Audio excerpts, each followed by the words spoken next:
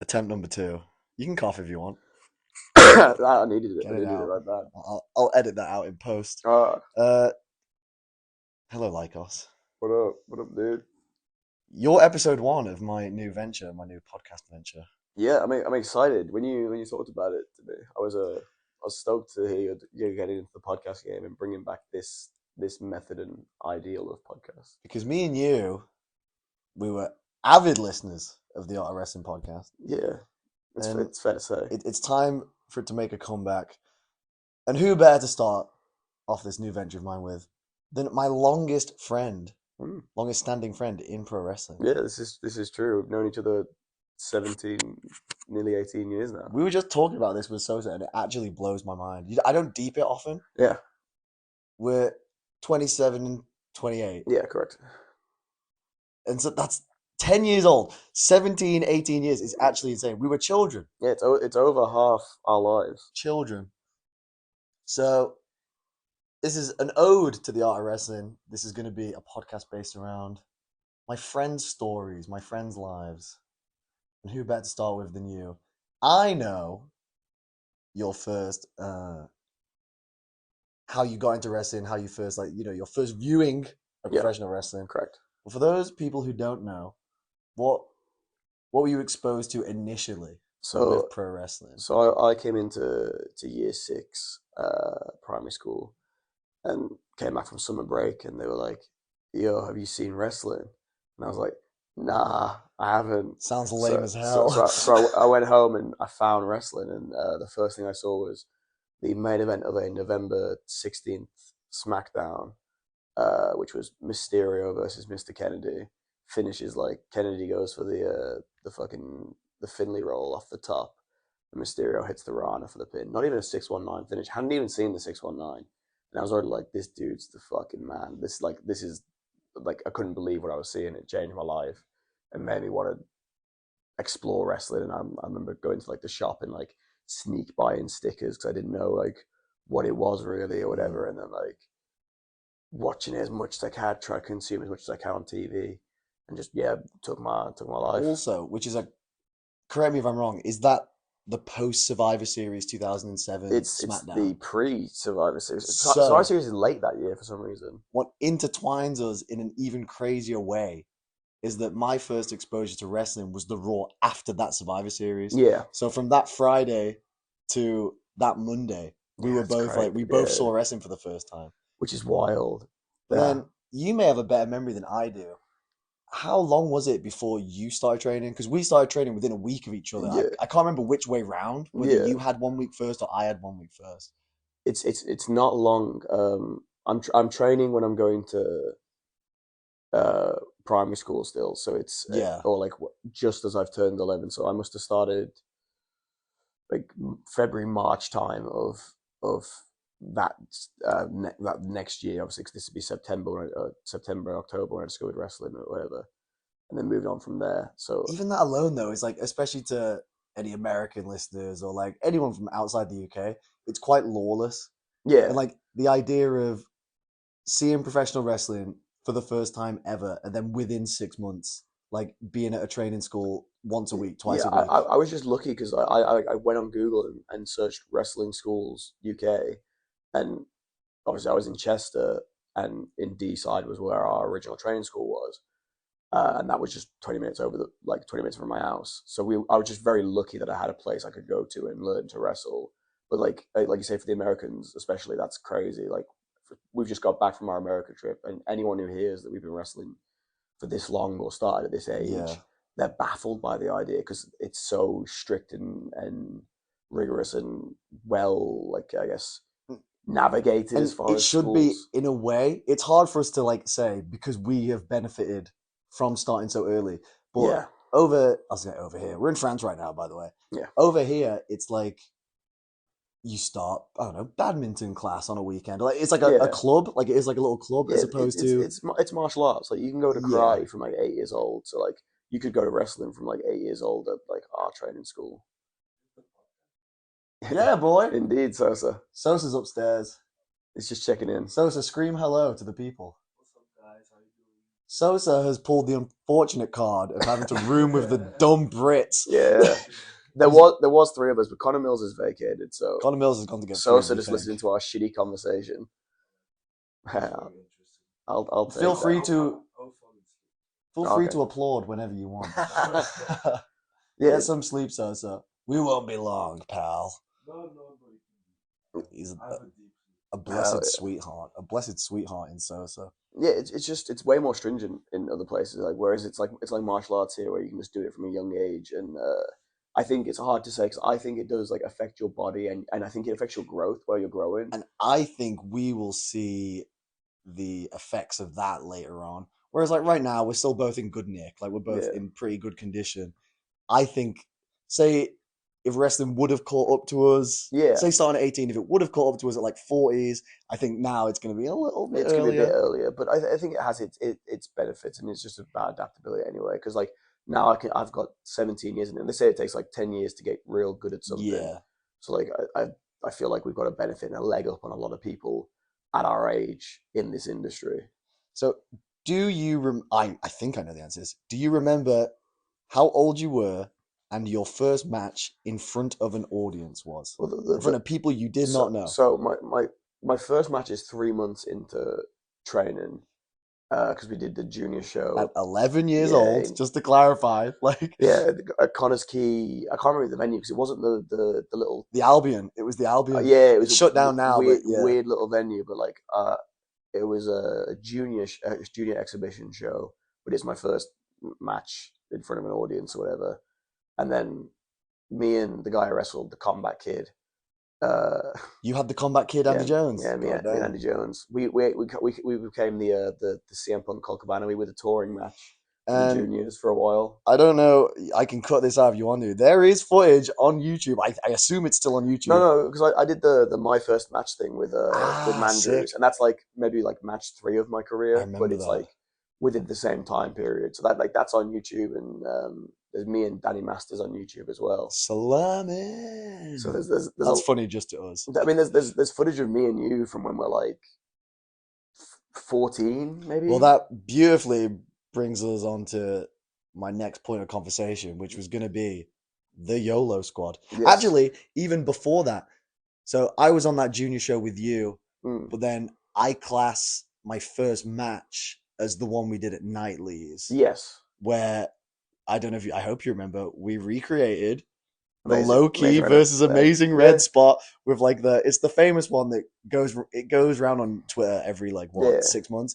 So it's like swing, swing, swing, duck a kick, miss a kick, and I always remember being perplexed as to why the 500 people who have never watched wrestling before at like a holiday camp in the middle of Wales, Towin, did not react because Yeah. I thought and you thought it It was was the gangster. coolest thing ever. But this is one thing where like I have like a split opinion on it because like that's dumb as shit, right? But no one was guiding us properly on our Mm. matches. We were just kind of figuring shit out for ourselves in front of an audience, and also like that's the shit we wanted to emulate because that's the type of wrestler we wanted to be at the Yeah, time, and you have to do that to grow into what you become and learn like what you do, and that stuff still gets emulated now. Like I'm sure, like fucking like speaking of Mills, Mills and Danny Black, I swear, did something similar recently because it's yeah. something that does stand the test of time with the right audience. We just didn't understand what audiences wanted at that age, and we just wanted to do what we saw on YouTube that we wanted to emulate, and that's like And I remember being ostracized to a certain extent, just for like we were into like the indie UK scene. We were into yeah, PCW, like Trav, Daw, Joey Hayes, like those were all yeah, our guys. Like we used to get rinsed for slapping the leg too much and like yeah, all that sort of stuff. And then I remember it was me, you, and Adam Goodman, yes, a fine fellow indeed. It was like we somehow naturally fell into the roles of you preferred Shikara, he yes, preferred Ring of Honor, and I preferred CZW. We yeah. somehow filled the indie Which triangle. is so weird looking at like our styles of wrestling now because yours at least fits, but like Adam Goodman, Adam Ralph, Mm. in the end, he wrestled like he had a Shakespearean gimmick. He's done a couple of progress things, whatever. Um, I would say the things that he likes out of wrestling are the theatrics, which Yeah, should lead him to Chikara more than like Ring of Honor '05 main events and shit. And like, I guess it depends. I really like the storytelling arcs of Chikara, and that's why I like that. But I To an guess, extent, at least during like the CCK period, you could yeah, argue that like, well, it was still theatrical then, but it's like it's masks, it's colorful, and I understand it kind of relates to like more to what I see in wrestling. So it did fit me, especially at the time, I think quite mm. well. But it is interesting that Adam of all people went that way with Ring of Honor because he's just not a Ring of Honor And style we wrestler. used to do little watch parties. We'd go around to his house and watch.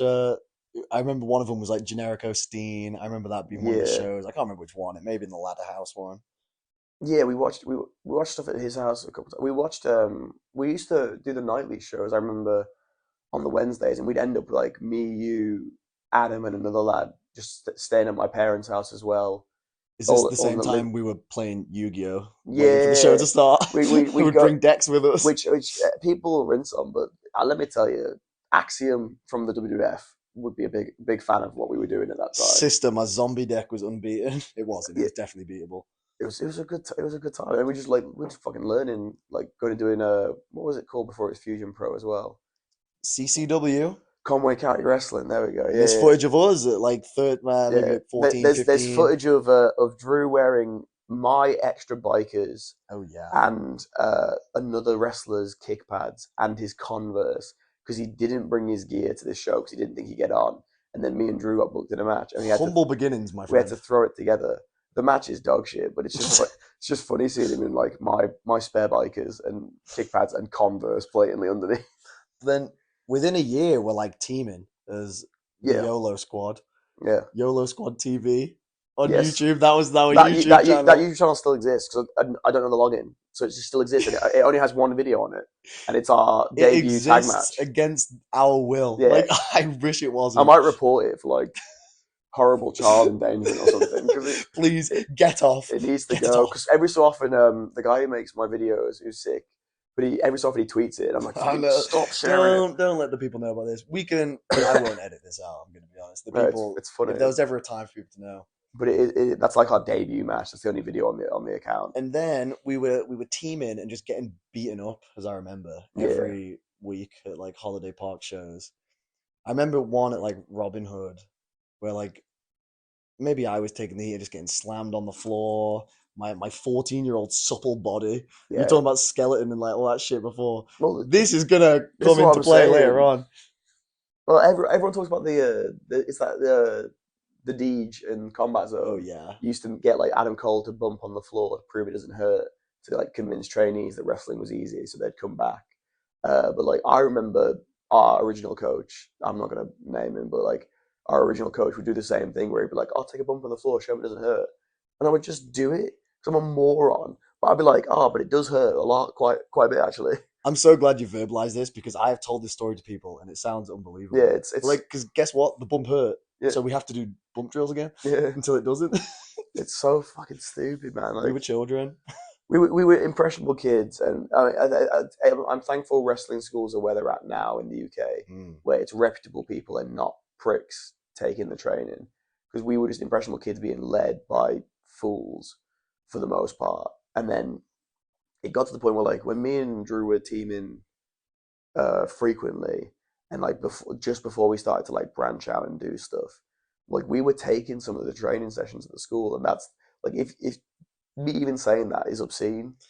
Like it's And that led into us joining a different Welsh promotion. a promotion that had beef. Like so, It the, was like the WWF and yeah, WCW. they had beef with each other. I remember being so pro our original training school until the fucking shit hit the fan. I went to a seminar with Mark Andrews in Coventry, and then he kept staying in the ring with me after the seminar finished for like an hour afterwards. Him and Pete, and they were just teaching me extra things. And they were like, then they messaged me like, "Hey, we've got this idea for a gimmick at Attack. They're called the Hope Spot Heroes.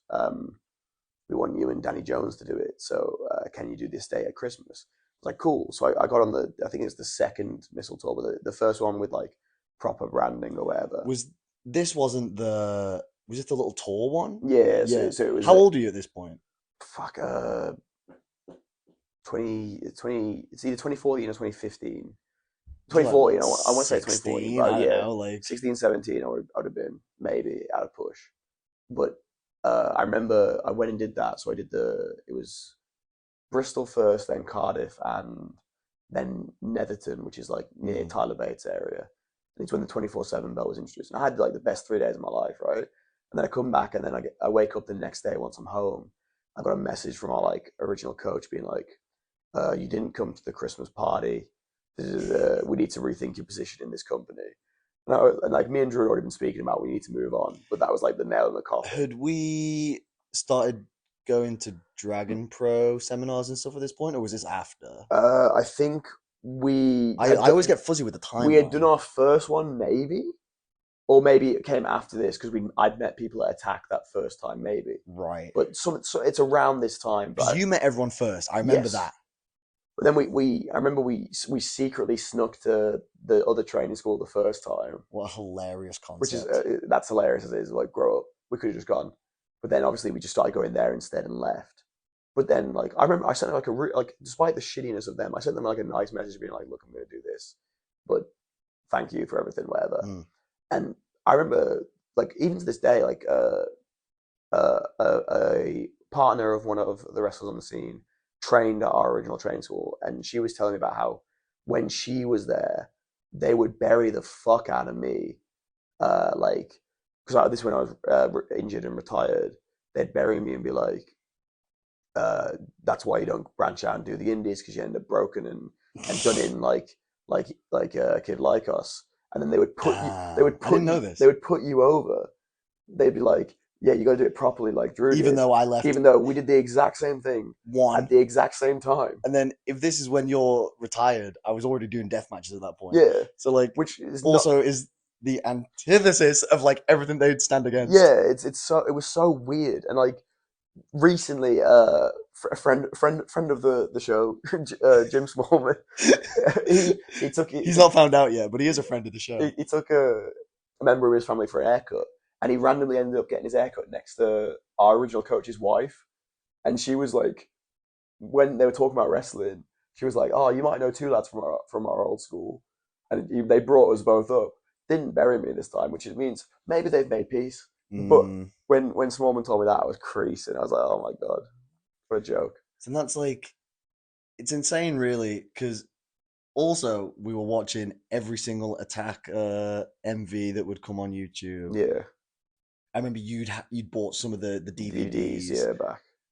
So like, we probably spoke about it at the time a bit. Like, how the fuck did that feel being like so young and so impressionable, and then all of a sudden you're like, because at that time Mark and Pete weren't like the superstars they went on to be, But to me, but they were like, bro, to a kid who's yeah, watching these people on YouTube, and like it goes like that parasocial relationship that like is a thing now. Where like yeah, a YouTuber that I watch, if I watch them every day for like hours and hours on end, you build like some weird little relationship with yeah, them. for It's sure. like at that age, it must have felt like you were meeting The Rock. Like Yeah, that's how I like could. it was class because like for me, like we spoke about like PCW was like the first UK super indie, right? So we went up to like Festive Fury, right? We did, And we we did. watched fucking Chris Travis and Chris Masters and then Noam Dar and John Morrison and shit like Was that. Zach on that one? I feel like Zach Sabre was on that one, and I went to a PCW show and met him for the first time, Maybe you went to another one because and we like were filming Touts. yes, Touts when Tout was the thing.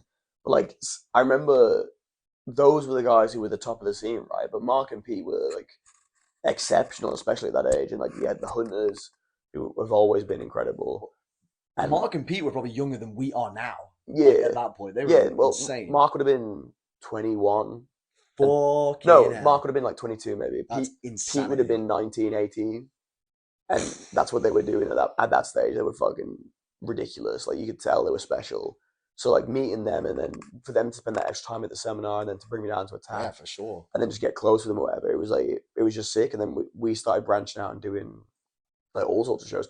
We started getting onto like SWA and just all sorts of random shit that So they were also on. this is a fun thing as well that I wanted to talk about. There was never a rivalry between us, but for some explicit reason that I don't think either of us ever learned to understand, when we're like trying to branch out for the first time, like into these Midland promotions, like Yeah, XYZ, you were getting booked on Kamikaze and I wasn't. yeah, And then I was getting like the SWA return bookings and you weren't. yeah, And both of these shows, mind you, were running pretty much the exact same people yeah, within like a couple hours drive, not even an hour's drive from each other.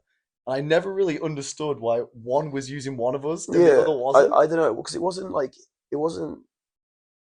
there wasn't like a reason based on like money or talent. Like there wasn't a differential. Both from the same area, Yeah, both probably cost the exact same. yeah, and around like the same level skill wise at the time. So It was like odd. it didn't make much sense, but it was just it was what it was. But like the team was a benefit in the sense because then that started Yeah. to flow things together, and we'd start cropping up everywhere we could because we were doing fucking Dragon Pro. We started doing stuff on SWA together. We did pro wrestling for you. We did Yeah, shit, yeah. all sorts of random shit that we could do, like knockout wrestling in Barrow, and we Yeah, started those to Barrow and Furness days were fun, man. yeah Those drives were fun. good cars of people like minus Chris the Brooks, we ended up getting his foot tap into a teenager uh scare the living yeah shit out of me. the Big teenagers album. MCR rib was a classic initiation. Like Drew starting the rib, and then just we all just going ham. So like these drives are long, right? And we would join in 3 hours from the journey because we get picked up in like Knutsford area,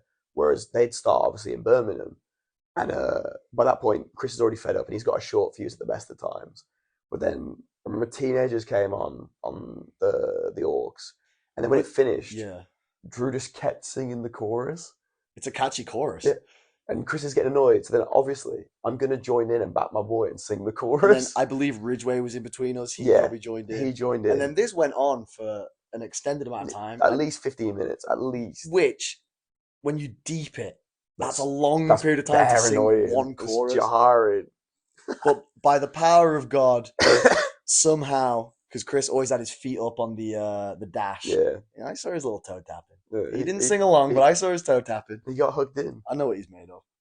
Yeah, those days were really fun. I have really fond memories of those days, just like the innocence of Mm, that was our not struggle. Struggle's very, very dramatic. yeah, But like our that was our we were pushing for it, man. yeah. We were like We were hustling. teenagers, fucking just trying to make it happen somehow. Yeah, And then, Mr. Lykos, yeah, please tell me I've either never been told this or I just don't remember, which is also very, very likely. yeah, How did CCK come to be? Your CCK, you and yeah. Brooks. So me and Chris, we Because first this met. is the same time period Yeah, ish. so we first met at that missile tour, and then like we would just go on shows together and we talk a lot. But then by about the time CCK start, the idea is coming together. Like Chris is a heel at attack, but it's not clicking because Chris is very introverted, especially at the time, and he's not presenting like a character. I think he's just a hard hit like Fujita Hayato wrestler, and I was doing the Lycos thing, but Talk just about that. Like, how yeah, did. yeah. So I Because that was an attack. yeah, Well, no, sorry. Was that. Where it was Seb doing so Lycos? Radclaw started doing it at Chaos originally because it was a Chaos invented gimmick, That was it. That was it. and he did it for like a short period of time, and then started doing Radclaw attack, and that just wanted to do that. So, but Mark and people like that, we want someone to do Lycos, so they had me do it the first time at Goosebumps 2, or maybe Goosebumps 1. To be honest, I can't remember, but I'm teaming with Nixon Newell, Tegan Knox, um, as Teen Wolf and Teen Wolf's misses against Mark and Pete, and then continued the gimmick from there. But the gimmick sucks. It's like fucking you being a glorified furry just making wolf noises. Because at that time, too, the fit was like. It's not what you see now, or No, what you saw at like yeah, the peak of masked yeah. Lycos, like the whole red It's fits. like It was like blue, white, black was the basic color, but it was yeah, like white and blue mask, black yeah, black singlet. singlet Was and that then it? white and blue tights with tassels. And I think I was wearing, I maybe wore kick pads at one point, but I was definitely wearing boots at one point as well. And the mask because it wasn't like yours, right? So Yeah, it was like kind of white, yeah, kind of gray yeah. from Just being hadn't been washed, looked and like after properly. yeah. But I was doing that, and then me and Chris. So I was at uni at the time, and me and Chris, I would regularly sack off uni to. Me and Chris would buy the Dragon Gate shows on Nico Nico, Beast. and we would share the login and watch the Dragon Gate shows live together. That's sick. I And didn't know then about that. we were like, "Oh, it'd be so cool to just do something like this." And then one day we were like, "Oh, why don't we just do something like this?" That makes perfect sense because like no one wrestles like the Dragon Gate guys in the UK at the time. I'd Um, argue still now. Besides, like yeah, you and Lycos too are the closest thing to it. yeah, for sure. But like, no one was doing it, and like my gimmick was dead in the water because it was crap, and Chris was dead in the water because he didn't have any heat. So then we were like, oh well, if we turn you and we take like the guy in Dragon Gate called Mondai Ryu, and he was just a shitty piece of shit. That was this is the whole thing, like salty bastard. Real wanker, So real like fucking. we just nabbed a bunch of that stuff, and like we turned me heel on Nixon Newell in Kate's after she just won the blow off with Chris, but then we reignited it by me turning on her Was that and joining the Chris. start of the baking tray Yeah, and trend she, in she attack so pro wrestling? she got it bad. So we used the term baking tray, but like it was glorified cookie sheets for the most part. But she got a legitimate baking tray that was like stiff and thick. So Heavy. fair fucks to her and a big Welsh head because she had to fucking take that one and hold it. But yeah, that's how CCK And pretty much started. I feel like there's so many examples of this, but like it should be like reiterated as much as possible. 9 times out of 10, when you start just doing things that you like and things that you're passionate about, Yeah. the results are far greater than just pretending to like, oh, this is what's normal. I should be doing this. Like CCK, like that era of CCK is one example of like dozens and dozens of once you start just being you and like stuff that you're passionate about, it's so much easier, it's so much more natural. Like And that's what attack was at the time. Like I think like obviously maybe I'm wrong because I'm looking at it from a different lens now, but I don't think attack has that same vibe now. Not knocking it in its capacity, but like I think people are coming in set ways and they're not coming in to mm, figure things out anymore. So yeah, like the same way that like me and Chris initially got the ball rolling in attack, which led to then Fight Club, which then led to like Lucha Forever and all these and then things. finally progress. Yeah, Like but like same for you, the EC Drew stuff was like the start of you figuring out like what you wanted to yeah, definitely. do. Like we won't talk about me too much, but like I did the normal scrambles, like with my Yeah. fucking little green shorts on, doing 450s, and that was fine. But I was doing, oh, people do rev runners, Mm, people do XYZ. Yeah, cheers, Pete, for yeah. that. So Nice. then, how long was it after CCK formed for it to like that ball to get rolling? Because it's so weird looking back now. Because Mm, obviously I was in it in quote marks in the sense of I was on attack, I was watching it. yeah. Like, how did you feel? What was how fast was this ball of like, oh, we're just doing this cool fun thing at attack now to oh, this place want to book us, this place want to It, book it, us. it was relatively fast, I guess. Like within like 4 or 5 months, we'd done a bunch of Fight Club stuff. Was Like that immediate? Like, yeah, oh, I think like December we turned me. January we debut at Attack, and then I think February was like the first Fight Club I that's did. real fucking quick then. Yeah, and then the ball was rolling there, I guess, and that spread to like we did start doing SWA. Like I was doing double duty on SWA, doing Lycos and Sans Oh, Mask. rough. Like there was one time where a wrestler I won't name was ill, so I ended up wrestling Pete in the opener, uh, and then wrestling Osprey and Ryan Smile in the main, Dude. which is like it's a big shift that day. It was just, but I just loved it. That's what it was. But like that branched out, and then obviously Lucha Forever started, and that was a big hit as well because that was it was a massive platform that made like really It quick. was a massive platform from the get go. I Yeah, don't know how Ryan and Will managed no, that, but like, I hate that I can't remember it as like well now. yeah. Like, I don't know if it was an online push or if it was. I have no Ryan idea. was good at that stuff, man. He just knew how to get the ball rolling in a big way, and he was great at branding stuff. And like We that, wrestled obviously, on that first show too. yeah, that was The infamous story. so. Do you want to tell the story, or shall I tell the I story? think you should tell the story. So, I get to the show that day, and Drew's not in the best way. Drew is he's a poorly boy. His stomach is I'm feeling it. yeah. Just to clarify, food poisoning. I'm not pilled up or No, anything. no, I'm he's not HBK 95 in. I no, had no, very bad no. food The poisoning. only I pills couldn't miss the show. only I pills couldn't he's miss the taking are show. Imodium, so he doesn't shart himself. But then the cutoff, and this is how you know we're bad 6 man wrestlers. tag. Bad wrestlers in this 6 man tag. The cutoff for this 6 man tag is redacted wrestler is going to do a spear, and then Drew's going to feed around and take the code breaker senton. Which, if you know the CCK law, that's crazy. That's the cutoff, but it is what it is. That was our cutoff for when we Do debuted you it. know what's crazy? In wrestling, you can do anything. Yeah, you can. You could have done anything. You could have spared me. Yeah, my cutoff today with the Invisible Man was I stomped him, That could have been it. and instead It was spear cobra cassette.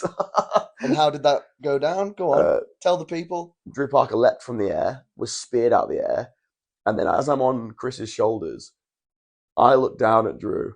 Chris looks down at Drew. Drew looks up with like the saddest expression and shakes his head like, No. no, no, I can't get up. And Chris like, get the fuck up. Chris always likens it to Bambi. Like, I gave him the Bambi eyes. I went, I can't get up. And Chris mouthed the words to me, get up. And by God, did I get up. Yeah, and then you took a Cobra Cassette on, then you took a heat. Yeah, so much of that match in retrospect should have been changed. Yeah. Alas, the match was finished, no poop skis, and I did run backstage and shit my guts out. Impressive. But the Lucha Forever was fucking class. That now, I became a fucking Combat Zone Wrestling tag team champion because of that. So insane. And shit like that's fucking nuts. But the thing that was like, I guess the obviously the big break for us was Progress. But Progress for the longest time didn't get us. I was about to say, which was late. Yeah, so late to the party. What's the infamous quote? You know it. Oh, as in what the what fuck? What is the what quote, was though? said when you were asked? What was said when they were asked about? And by they, I don't mean all. Yeah, not all of them. Again, friend of the show was fine. He understood. It was something to the effect of like, I don't get it. Yeah, I don't like, get the people won't get it. Like, why is he a wolf? Why is he octopus? Like, yes, yeah. And like, we're the highest tag team in the UK, not on a Rev Pro or Progress at this point. Absolutely. And like, we've got Pete, Trent, Tyler, fucking Mandrews. Everyone's pushing for us to be on these shows, but they're just like refusing to get it. But then like, there was a Lucha Forever London show that we were meant to have the rematch with Penta and Phoenix because we'd beaten them in the Fight Club. Was this KO House? I forgot about this, right? The Fight Club in the Pretty Ballroom. Yeah, so the original tag team, what was that tournament? Dream Tag Team Invitational. We weren't meant to win. Me and Chris were meant to lose first round. So first round we went to wrestle Trent and Tyler, and they were meant to go through because they were going to the final. And then selflessly they were like, "What if Chris and Lykos won?" Beast. So we ended up going over on them. And then it was, I can't remember if that was the quarter, but either way, then the semis roll around, and it's us and the Hunters. The Hunters meant to go through, and then they just decide maybe an hour before the show starts. Oh, what if Chris and Lykos went through to the final? They're like, oh, cool, and like, it's not just like the promoters saying that now. It's also like Sammy Callahan's there, and he's going like, oh, these boys are over. You should probably send them through, and things like that. So like, people are pushing for us, and the people who don't owe us shit. And then like, we get to the final, and then like, Penta and Phoenix are the obvious choices to go over, but then everyone's like, including again Callahan, Trent, everyone's going, maybe we should put them over.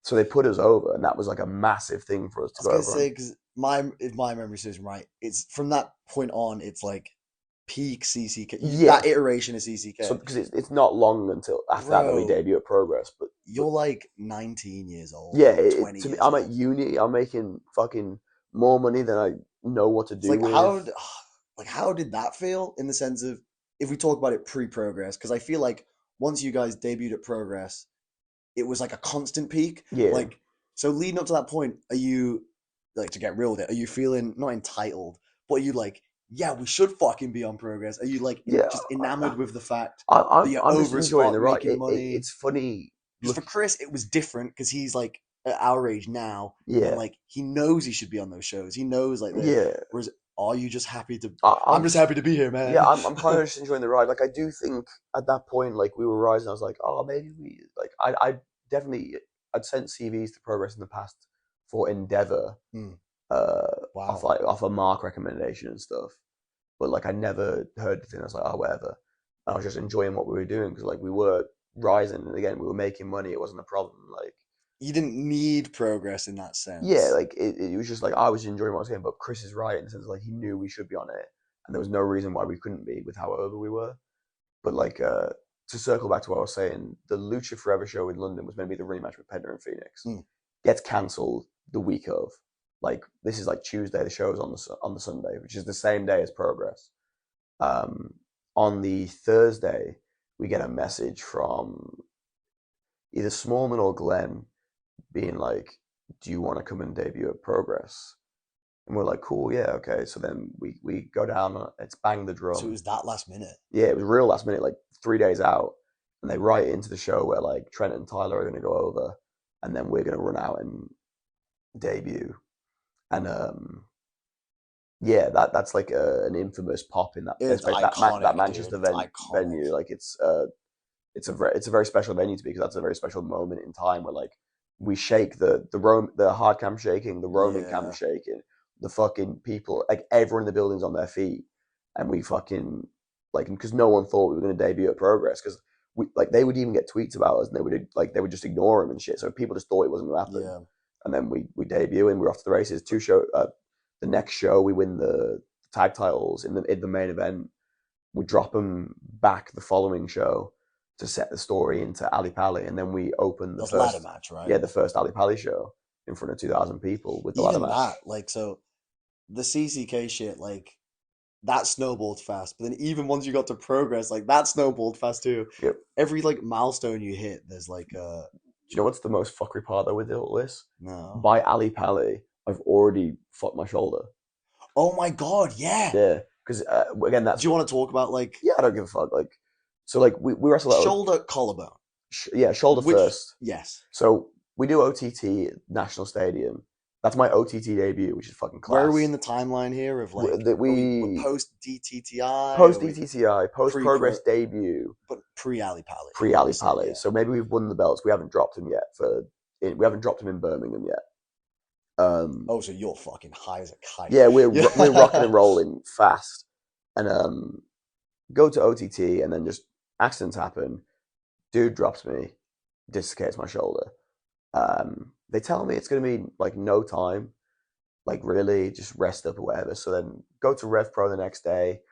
I don't wrestle in it. We replace me with someone else to wrestle War Machine, fucking Ray Yes, yeah. Rowan and Hanson, and then a few weeks later, like crack on with everything, and then like around the same time is like King of Trios in Wolverhampton, Fuck, dude. and I think that's around the same time. Either way, but we're You know when you go on like little cage match searches yeah. every now and then? Sometimes I like whenever I'm on yours or Chris's and I look at that time period, I'm like, dude, Things not went only the quantity, but like these are high quality, high intensity, like these are yeah. big fucking It's a matches, big dude. shift. Like I think I need to go through and like refresh the timeline really, but like for the most part, it's just a bit fucker because like I always preach it now. Like you need to stop and smell the roses a bit more because like I have so many matches that fans remind me of God. that I don't remember because I was like Yeah. stressed about my shoulder or I was Yeah, like yeah. just so busy with all sorts of random You shit that I weren't just don't wrong for recall worrying them. about your shoulder, but Yeah, man, but then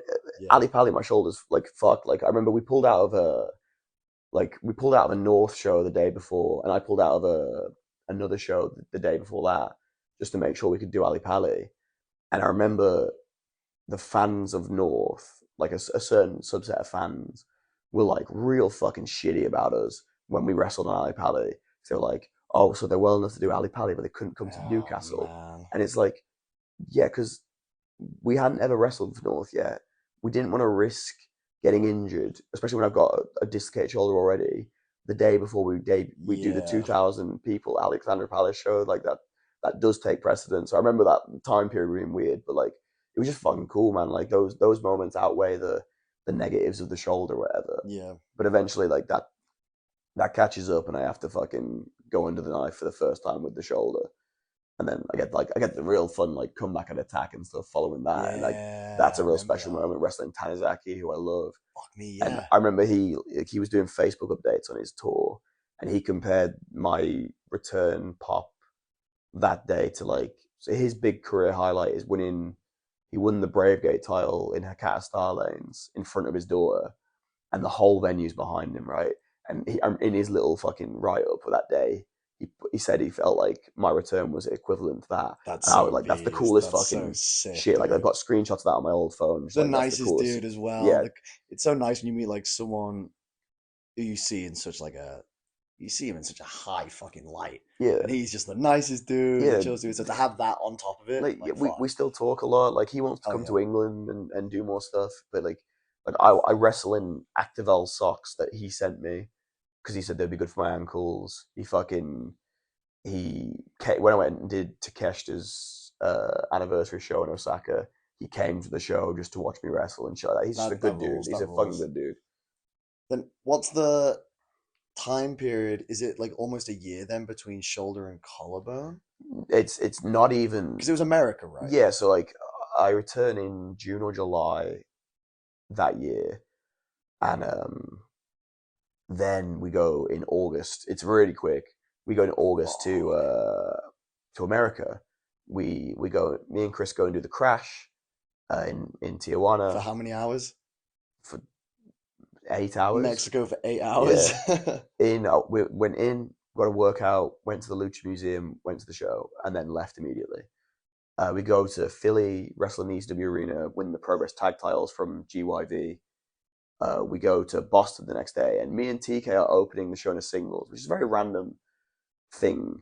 Um, and then like this is where there's like the weird fate things, right? Right before we're about to go out, Briley comes up and he's like, "Do we think you should actually go up?" Because they put in TK over because he's the singles act, Yeah. and like, "Do we think you should actually win this match because you just won the tag titles?" And I was like, the person in me now would say yes. Imagine that. Like I would say yes, probably because I'm the champion, so you should keep the champion strong. I do think that's somewhat true in the right circumstances. However, me being I just want to be a good professional. Oh, we've had a knock at the We got a knock at the door. door. Let me grab him. Go on. Unprofessional Howdy. bastard. I might cut this, I might not. Oh, Bella. You were gone for years. What? You ordered a pizza? Fuck's sake. Did you actually? Oh my god. What a roller coaster of emotions. He's riding it. Mills, drink in the corner quietly, would you? Be a good little boy. Yeah. We're talking about very serious topics right now. Yeah, so So Briley broke your collarbone. No, so I'm like being a good professional. I'm like, oh nah, it's fine, just do it as is. And then I broke my collarbone. I'm like, oh shit, that sucks. Um, it was far more expletive filled. I felt bad. I yelled at What was it from? I remember seeing it, a but I can't snowplow. remember right now. Snowplow. That was It it. was That the was finish of it. the match, to be fair, so Yes. it was a legitimate finish. But I remember I was like Penelope Ford was just trying to help me, and she's like cutting my gear so I can like unstitching it instead of cutting it like a drastic Did you person. almost give her a one-two piece? Like, I, how dare you? I wouldn't be able to if I tried. I've only got one arm. But One I'm just like piece. I'm just like fucking raging, screaming backstage, whatever. Angry. And so my collarbone's fucked. Like picture a light tube, right? That's how my collarbone looked when it was broken. It was like it was jagged, spiral fractured, not normal fractured. So I have surgery in America, which is fucking a whole experience. I've been there, sis. Yeah, it's not the one. End up rejoining Progress in Chicago, and then carrying on the tour and going home. Rehab that, whatever. So, is this 2018, that injury? That's coast to coast. Because I'm leading into Yeah. Project Tokyo, right? Yeah, coast to coast 2018. Yeah. Or was it 17? Because how quick was your comeback post collarbone? I came back December 2018 because I wrestled Evil Uno and Stu Grayson at Attack. And then you came to Tokyo. Yes, correct. Yeah. So, Project Tokyo. What are your memories of the lead up, the fucking? Because it's a really unique situation, and I get asked a lot, and I'm sure you have as well. And I know Yeah. Chris does. Like, how did you get to Japan for the first time? How did you get to Japan? We have this really odd, unique story Yeah. of Fight Club Pro booking Mako Satomura as the champion, and then just being like, "Can we run a show in Tokyo?" Yeah. It's like, what are your like memories of that? So it starts with that of like Satomura's the champ at Fight Club. We're all involved in this big angle. Like Schadenfreude is starting to form and everything. And then Trent has aspirations of Japan, so they I guess they float it to Mako, and she's like, yeah, we can make it happen as like a Sendai run the back end, but it's a Fight Club Pro show. Like, this isn't a weird thing to say, but like our visas were from Sendai Girls. Yeah. Like she like sponsored those visas. Yeah, which is I think that like a super cool of her to do that sort of stuff. And then I remember at Mistletoe's Christmas dinner at the Woodville that year, I remember that was when Pete was like, "Yeah, I think we've." And Trent was there as well. I think they were like, "We've got Akira Tozawa. Might have him wrestle Trent and Tyler."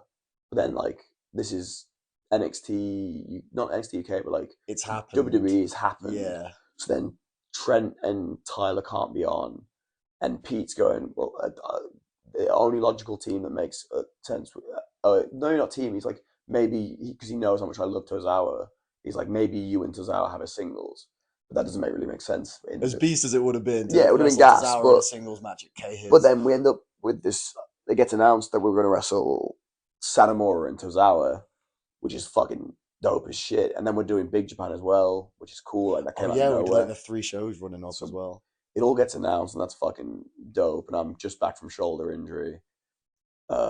We, I remember we did. Did we do? Was it unbox? We did unboxing or Yes, something, I was. That and was when I wrestled Chris, I think. yeah, and then we came back, and then to the next day, I woke up to a message at 8 a.m. being like, "This is the last day we can go get our visas from the embassy." And this is not like, Yeah. Because it was like my birthday time. I yeah, remember. pre-COVID, you could just go to the embassy and just do it any day. Now you have to book in or whatever. So like, But also having since sorted out my own embassy stuff and whatever on my own, it could have been avoided. This awkward last minute thing. oh yeah, Of course, they were weird times over Christmas and New Year's. Of yeah, course, we had to go on one specific day. yeah. It was so we all rushed down, and we all don't have the information. So we're like, like I filled out like 6 different of the same forms. So I kept fucking it up. Get everything submitted. It's all cool. Uh, we get our passports back, and I remember Bro, was 21 years old, is it? yeah, That's it's ludicrous. wild. Like I remember staying up all night at Chris's, and then we go to the airport. We meet you. You flew with us, right? Yeah, it Yeah. was me, you, You, Aussies. the hunters, because Were the hunters with us? They yeah, probably were with us, right? the Shit sticks. the hunters brothers' dad drove us to the airport and just kept running red lights. Legend. He'd pull up to the red light. He'd look both ways, and he'd just drive through it. It was fucking That's class. kind of beast. Can't lie. But yeah, we flew to Japan, and then like I remember you because the deathmatch dudes had to go do a Big Japan show a day early, right? So you, Yes. Rick, So even though we flew at the same time, yeah, you're right. Me, Ricky, Jim House did one early. and then we did the show the next day. So Yeah. me and Chris and the hunters and everyone go exploring the first day, and then we go and do Big Japan at Shinkiba Shinkiba first, first and then ring. it was Yokohama. Yeah, and like me and Chris had we wrestled. First day Not wasn't Party Boys. no, we had Kazuki Hashimoto. Is that his name? Kazuki, yep. Who was the other one? And Aoki. Oh my god, Yeah, who's because didn't he hurt someone? he just graduated from Young Boy. Who did he almost knock out? Was it Chris? I think Maybe. it was an ongoing joke that like Aoki almost like KO'd Chris Yeah. like match one. He but I remember like because hadn't figured out eat like a lot of us were vegan at the time. I hadn't figured out eating there yet. So like I remember being blown out my fucking Oh ass yeah. in that match. Until Davis found Yeah. that one curry spot. Do you Yeah. remember? Yeah. It's fucking game changer that was. But like I remember blowing out my ass, and like Chris was real fucking annoyed that I was blowing out my ass. So like the next day, like we'd at least eaten some more food and figured it out. So Yokohama was great, and we wrestled the Party Boys, and they're fucking class. I love that match to this day. And that was like a big hitter, and then like that was the main of the show, maybe because I remember we did. Probably. Yeah, because Yokohama was a no deathmatch show. Yeah, Yeah. we just did because I remember we just doing the speech at the end and sent them Closing home, mic. and then did we have an off day and then Corrigan, or was I it think just Corrigan so. straight away? It may have been Corrigan straight, but like a night Corrigan because we definitely explored. Bro, Yeah, Akira Corrigan. Tozawa and Mako Satomura at K-His. Yeah, Before we move on, we have to dissect this because Mako Satomura, not just a female wrestling legend, that is a wrestling legend yeah, and one of your favorite wrestlers ever yeah. It was at Corrigan Hall yeah, and at 21 years old.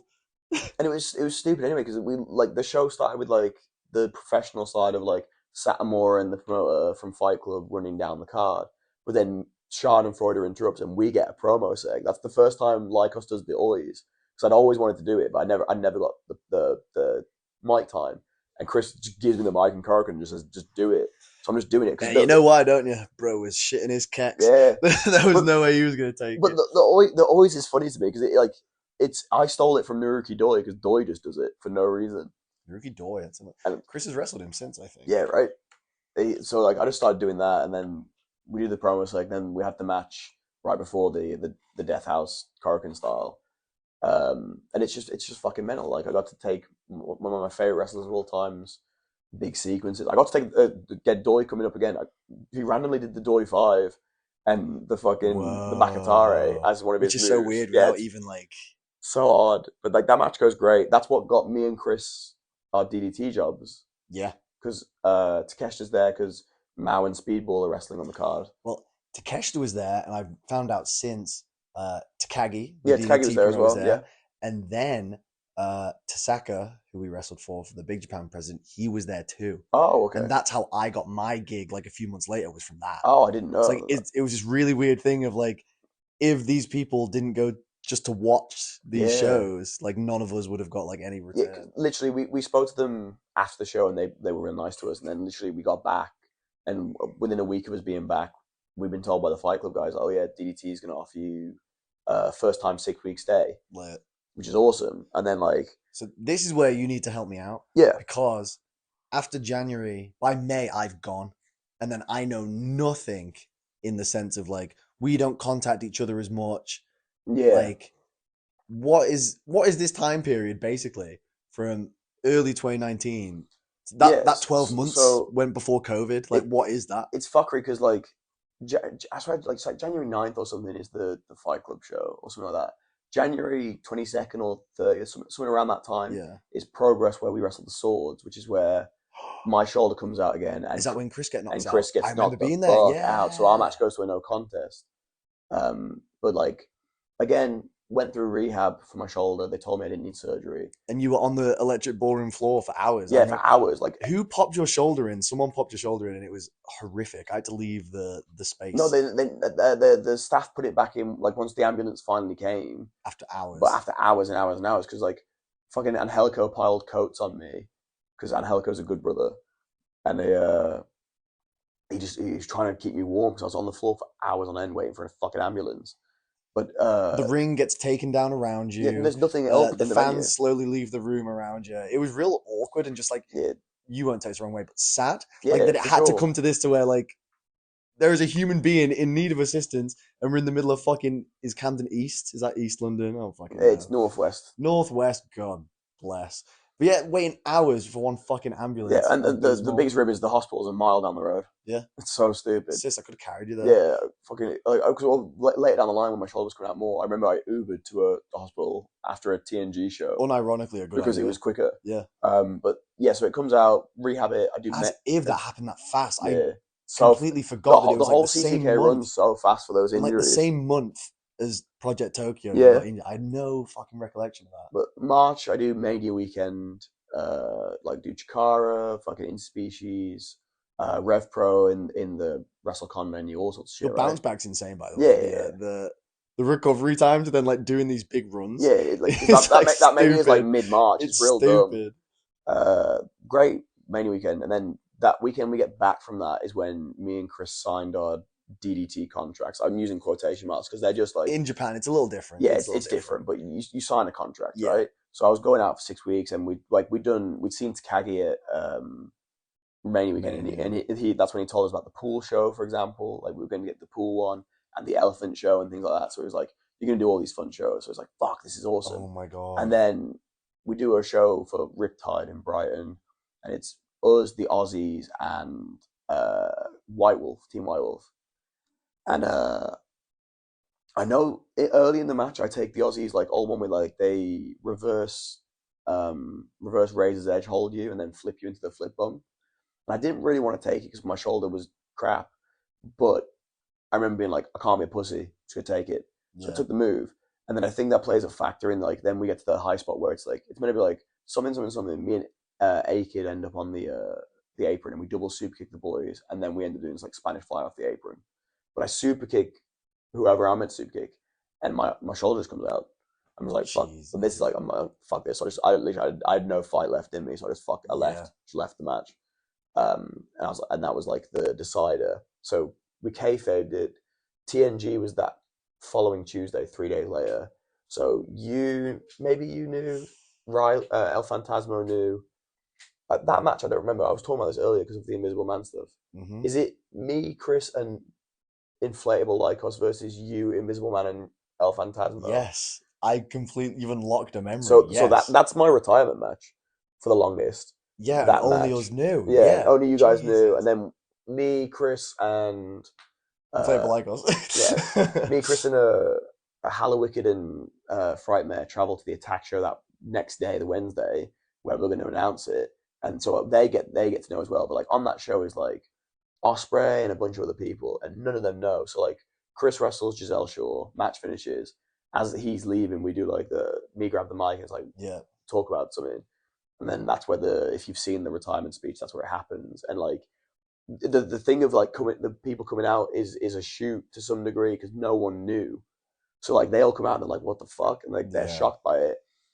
And yeah, so then I had to retire because I had to have surgery, and they said at the time they weren't sure if I was going to be able to wrestle again. So How that many? Like, this is fucking 6 years ago, yeah, dude. Like, it's wild, isn't it? how long were you retired for? It's 24 months. I was like, It was that long, yeah, but I was doing bro. other wrestling shit. Like I was agenting at Progress And the this whole is still like, time. I swear at TNG, you were still like doing Yeah, shit, I was still right? promoting. I think I I remember was seeing it. I did Yeah. silly bugger stuff. Like we did like that was when Sockle Dick was a thing, Yeah. Oh and my like god. Davis blew his knee out around the same time. So we had like We're all just getting those. fucked Yeah, off. the Bane's the style that we wrestled though, because we like wrestled a somewhat stupid style. I would say like we were setting the blueprint for what the wrestling is now. Yes. And whilst I think that is somewhat, I do think that's somewhat negative actually. To be honest, I think it's good that we pushed it the way we did, but then it obviously affected our bodies in the way it has. Um, but yeah, we So, so if that was 24 months, yeah, and it goes into that's it leads into COVID and all into that stuff. COVID. Yeah, Right, okay. I'd never pieced it together like that before. because COVID, I have surgery and then COVID comes 4.5 months. Comes hard. Yeah, it comes. Comes hard and viciously inside of all of us. But it's What's like funny? it's like 3 4 months later with COVID, and they discharged all the outpatients. So anyone who wasn't in the hospital gets discharged. So I had no physio Yo, that's prescribed, fucked. which I is didn't even. it's fuckery. So like apparently like there's a thing of like loads of people who needed to relearn to walk never relearned to walk because of COVID and Oh shit. my god. But I was lucky that Alex Shelley was Swear down, I thought you were going to say Alex Shane. no imagine Alex Shelley and his 7 stages. No, Alex Shelley of the WWE was a fan of what me and Chris were doing, and obviously his work in real life is physiotherapy, Yeah. and he does more than that. Obviously, I'm not giving him credit for, but like I hit him up because like I had nowhere else to turn. Really, I didn't know any physios or anything. Mm. So I was like, look, yo, like you know it for wrestling. Like they've said, they don't think I can wrestle again, but maybe I could. What can I do? And he just From sent me the like perspective of a yeah, and wrestler, he just sent me like, like a full physiotherapy program and loads of like reading material on like the shoulder surgery and everything. beast. And so essentially, I recovered because Alex Shelley's the man. Hell yeah. But yeah, I had that time out, and COVID was somewhat beneficial in that sense because I couldn't wrestle anyway, Mm. but all I had time to do was rehab. So I just rehabbed all the time, which benefited. And then like by the time I was worked back into the hospital system, they were like, "Oh, we think you actually could probably wrestle again." And it's like, "Oh, okay," because we'd given the gimmick to Lycos 2 at this point. Yes. Just literally, he debuted it a week prior to COVID hitting, so I think it's his fault That was for personally. the attack belts, right? With Chris. Yes, No? he literally he Stepped in debuts at for you. TNG and then he wins the attack belts the week later, and then COVID hits. I'm going to bleep this out, but what a little fucking. Oh, you were at Progress. He hit It was such lonely out there. he hit such a fucking heater of like we gave like Dean Ambrose Oh, style, yeah. and then to reach for the thing, and then we were calling the match, and we were so excited to just go because it's an upgrade, bro. It's on a ladder. I'm going to tease the people. I'm going to bleep certain words out of that and let them figure it out for themselves. Yeah. Those who know. Yeah. Little fuck. It's probably the incorrect word to use. No, he wishes it was. So when when was the comeback? Was it So remind me? Was it match or moment or we dropped 3 videos. So we dropped 3 videos with Beyond Gorilla. We filmed at his place because I was living in Birmingham at the time, Beast. local to Beyond Gorilla. So me and Lycos 2 pulled up to his and we filmed 3 vignettes. One for me, one for Lycos 2, and then one together as a team. And mine is the announcement. And like I'm real happy with that video still. The announcement that I'm coming back. Then it's what Lycos 2 is in that sense, and then it's us as a tag team, right? Um, that's the announcement. Gets over real fucking huge. And then Progress comes back with its maybe I'm wrong. No, Progress coming back with its no fans tapings. Yes. Because Rev Pro's done one, but it was only the locals to London. I feel at that time. Probably had some shitters on it like Connor Mills or some fucking some Some straw. Some. This... I'll censor that.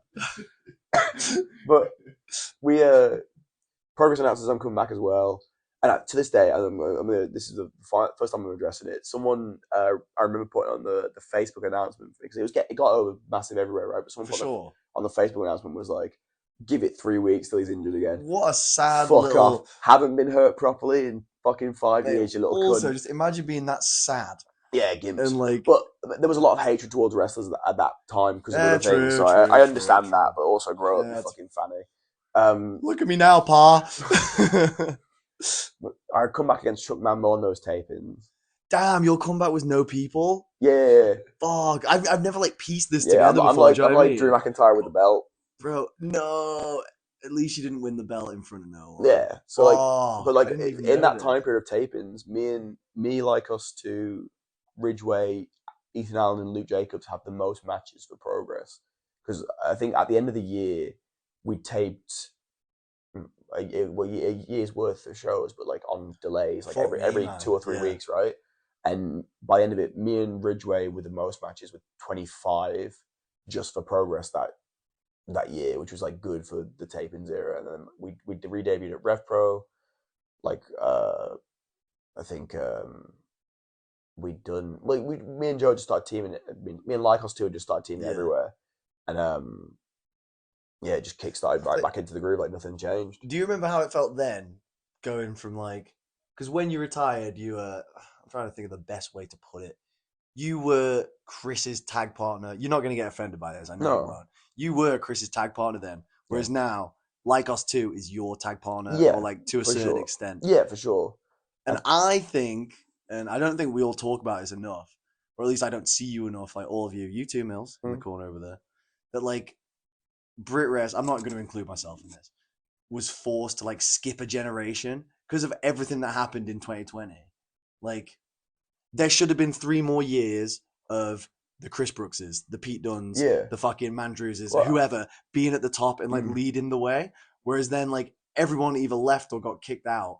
And now all of a sudden it's like the young wrestlers who would have been those guys anyway. So like I'm talking about you, Mills, Dries, like whoever. Yeah.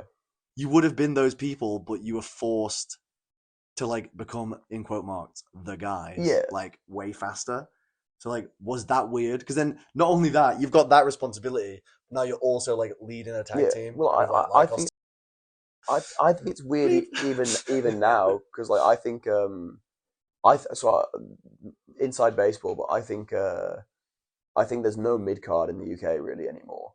I think you have guys who are the main eventers and you have the bottom of the card. Yeah. But there's no like actual mid card of talents that are ready to like sit in the middle. And you can slot them into an occasional main event, and they can learn that.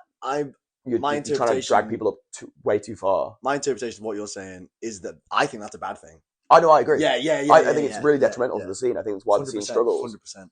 But like at that time, we're talking about in 2021. If again, like I'll use Progress as the case study.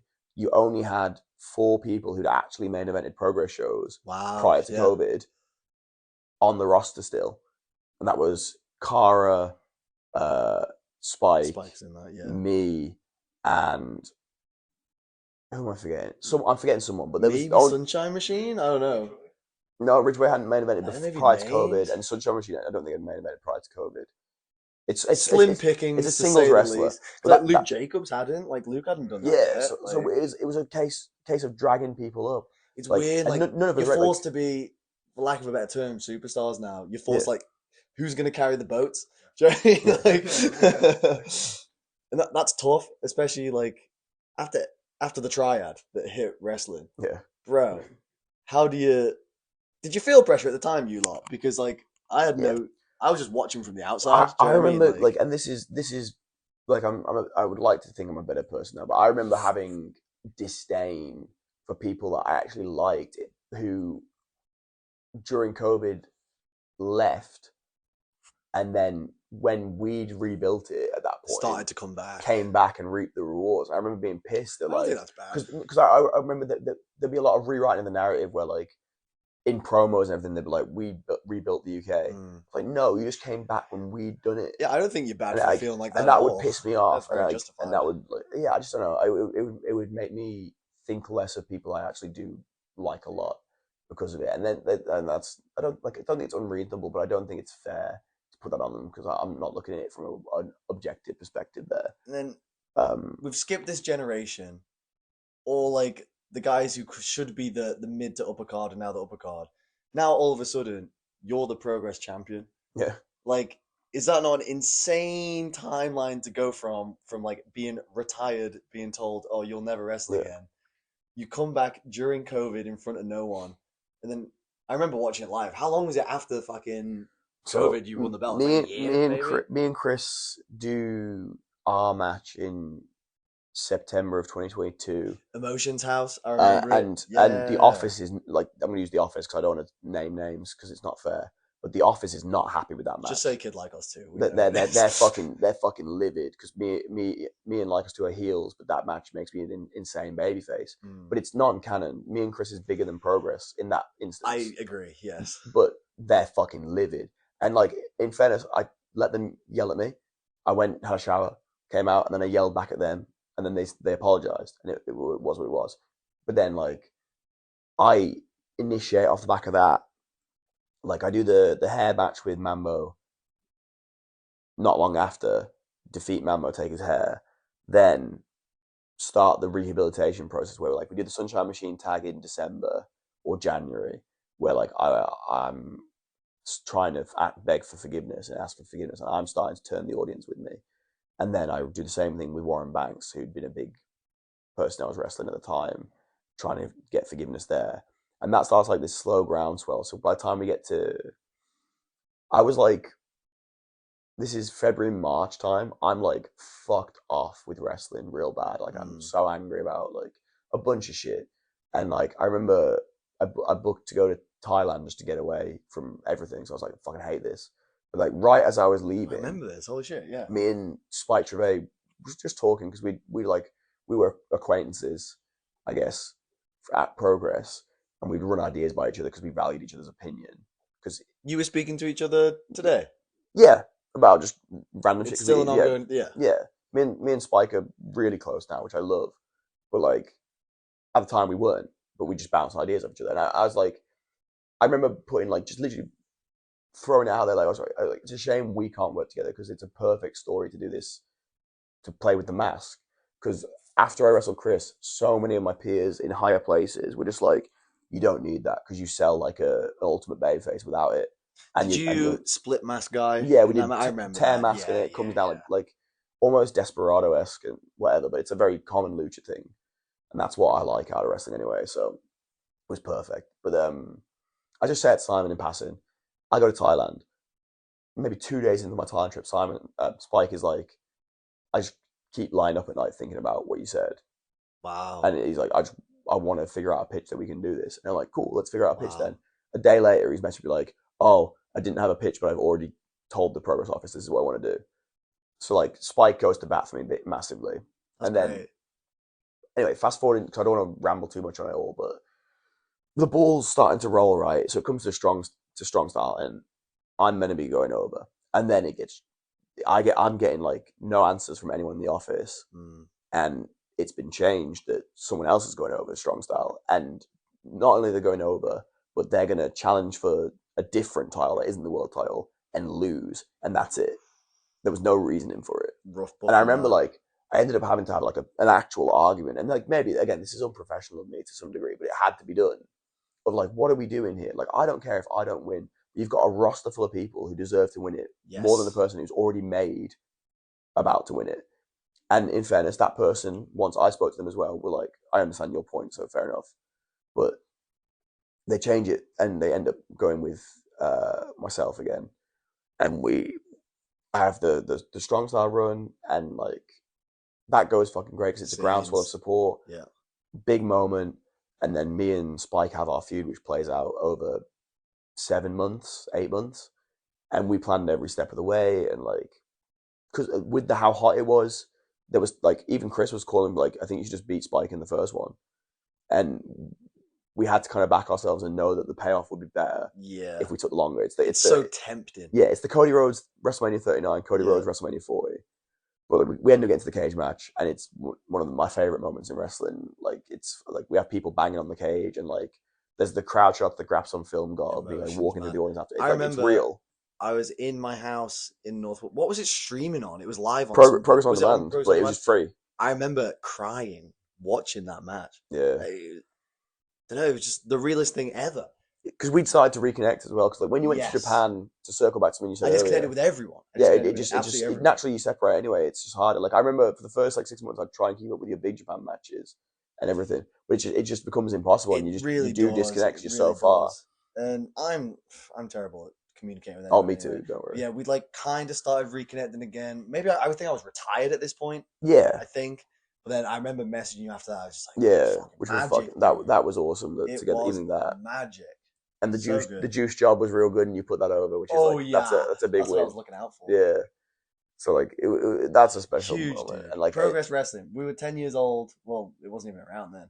yeah, But once we'd like started taking the me training and shit, like that's what we were watching. Like, yo, me one day we'll me wrestle and you there. were on WB games with friend of the show Connor Bradley, and he was showing us redacted wrestler promos because he was like, "These are the sickest promos ever," and he's hitting himself in the head with frying pans for Progress. He's eating raw chicken. That's crazy.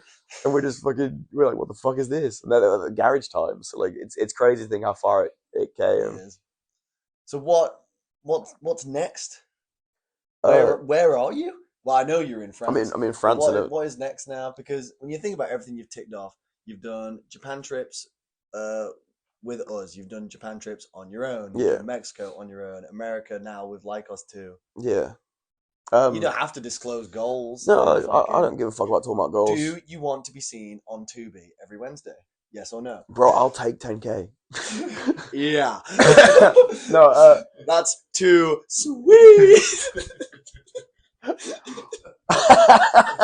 No, but for real, like, what's the... no, I think what I value out of wrestling, and comes from the Spike Trevay story, is that I really value like more than the physicality. Now I value the story because I don't know, like Well, when you think of your greatest moments, that's yeah, where they've come from. that's it, and it's what I liked out of wrestling. Like obviously I love Rey Mysterio, but like Chikara, it's all really heavily story based and things like that.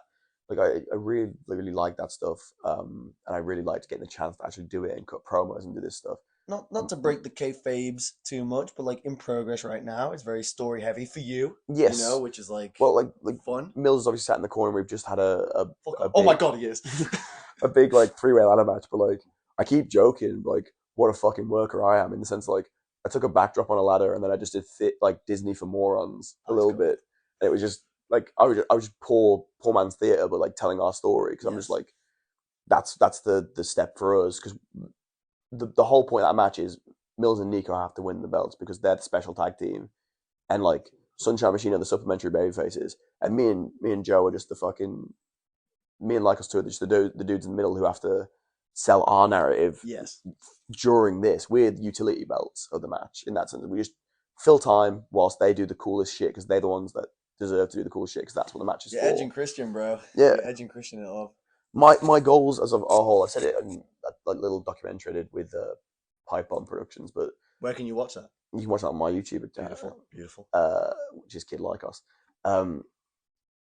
Is I want me and Lykos 2 to go to Japan. That like him getting there is my priority more than like me doing something necessarily. I love that. Like I've been there. Like I would love to be there for a long stay. Much as you want to go. I want to do 6 months there. I want to do years there. But cool. But like I've at least done it, whereas he's never been, and he deserves to go. So I would like to get him there. That's my priority.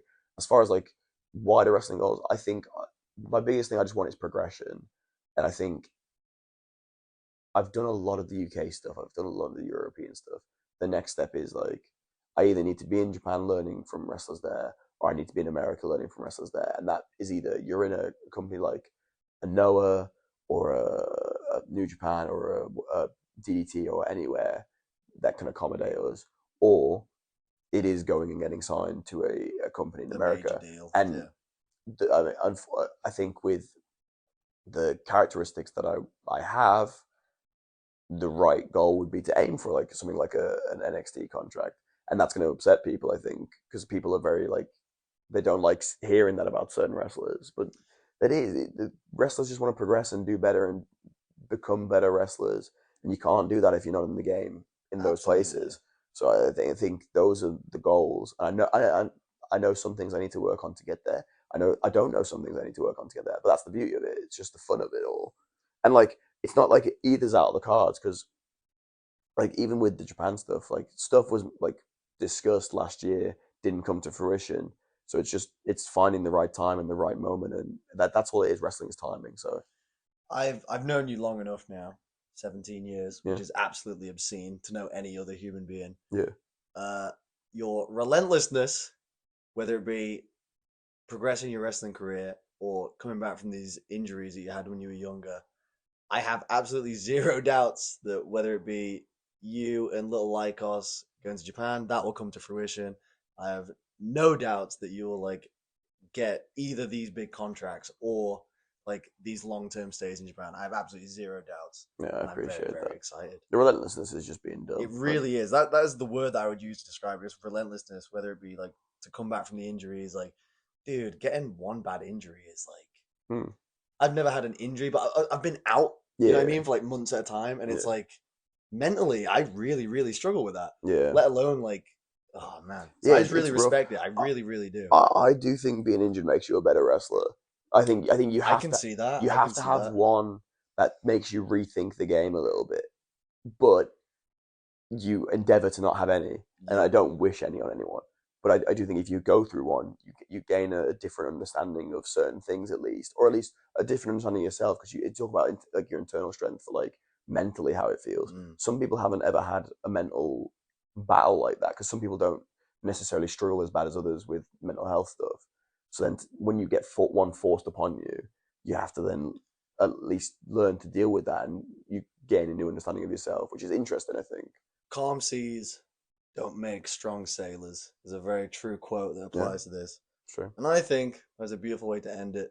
Your aspirations, which are obviously Mills, they're obviously going to come to fruition, aren't they?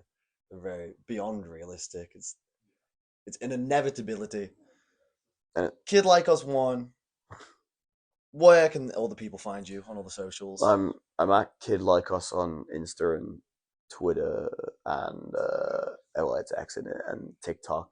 Mills is I, calling you spots. yeah, YouTube is Kid Lykos CCK maybe. You're vlogging. You're still I'm vlogging. vlogging, yeah, vlogging every week. I'll be recording some vlogging. I should have recorded by the vlog, like while the podcast was happening, but Oh, we can oh hold the yeah. mics up to our face. Should we do one right now? Oh, should I get a little vloggy boy up? So the only way for you beautiful people to get the full experience is to watch this part of the vlog. You need to tune to the Yeah, now vlog. you can see what we looked like This as we is this filmed is the it. position that we were quick hide that no, you can't even joke about that anymore. We are Uh, just boozing with the boys. yeah, we're just top lads. But yeah, Yeah, that's where you can find me, and hopefully you can find me at a show near you sometime. you will. Kid like us, I love you. I appreciate you. 17 years going strong.